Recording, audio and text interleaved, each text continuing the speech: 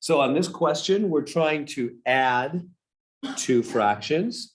So how do we add two fractions? We've got to get common denominator, but that's not the first step. Let me go over here. Well, actually, let me just bring it down and show you what the first step is.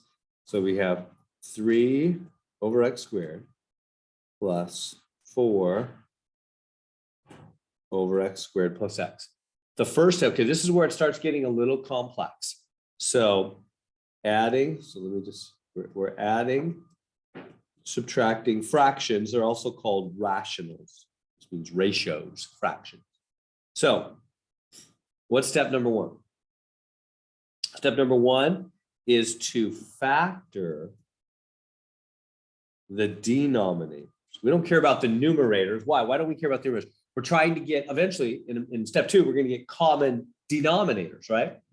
Our focus is on those denominators. We really don't care about the numerators so much right now, just the denominators, because we've got to get a common denominator when we add two fractions. Okay. So step number one, factor denominators. What do I mean factor?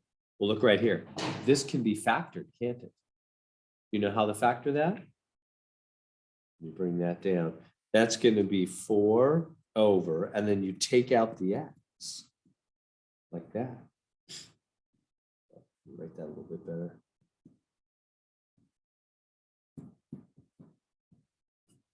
You see, I factor that, meaning make it multiply. That's what factoring is. Make it times. Is that making sense right there? Right? If you were to distribute that x, it would go back to be x squared plus x, wouldn't it? See how I factored it? I took out what was in common. Okay, so that's step number one. Factor denominators. Step number two. Multiply top and bottom of both fractions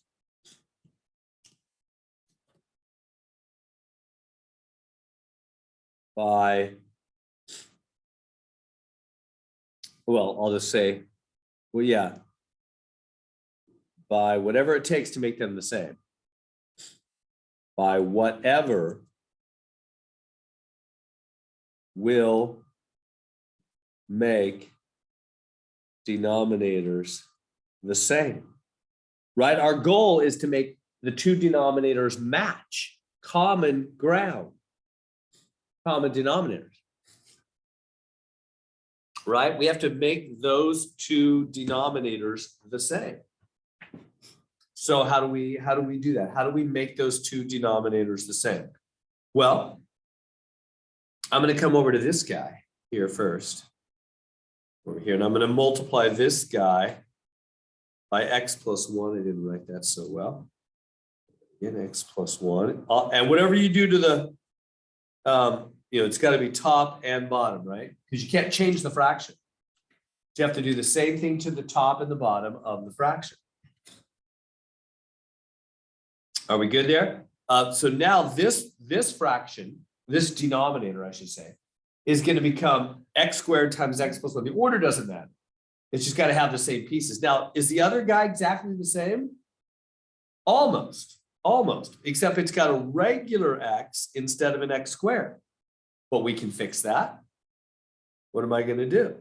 Well, I'm going to multiply top and bottom of him by x. And now he's x squared.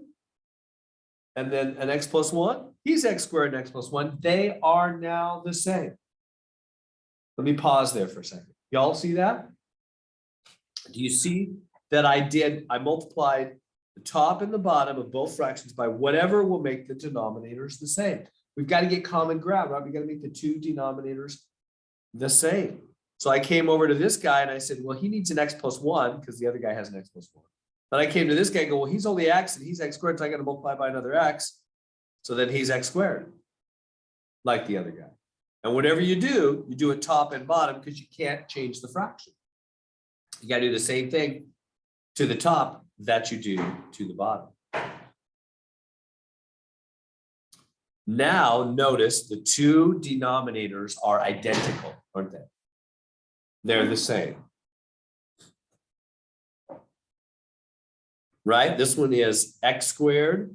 This one is x squared. This one's a parenthesis x plus 1. This one has a parenthesis x plus 1. They have the same stuff, don't they? Okay, so that means I'm ready to go forward. So on the next line, I can make one big bar. You don't need two anymore. And I can just write x squared, x plus 1. You can put any order, it doesn't matter.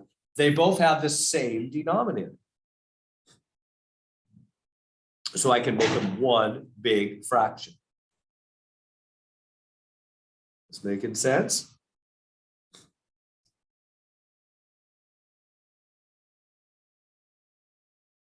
Like that?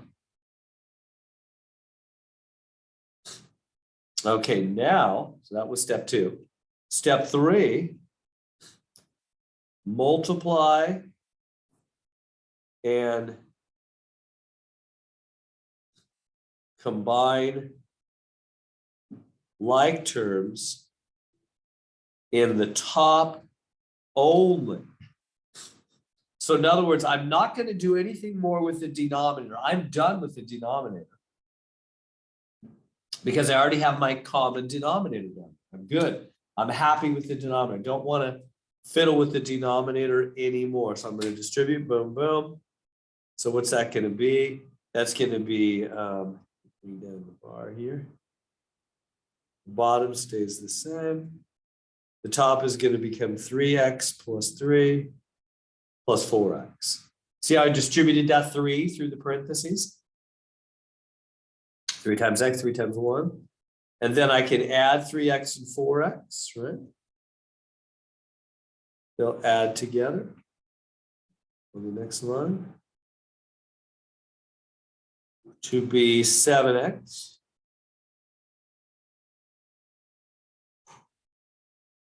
And there we go, we're done. What did we do? We combined the two fractions, right? It started out as two separate fractions. We combined them into one fraction with a common denominator. Step 1 was factor the denominators. Step 2 is multiply top and bottom to make the denominators the same. Step 3 is combine like terms in the top. And there we go.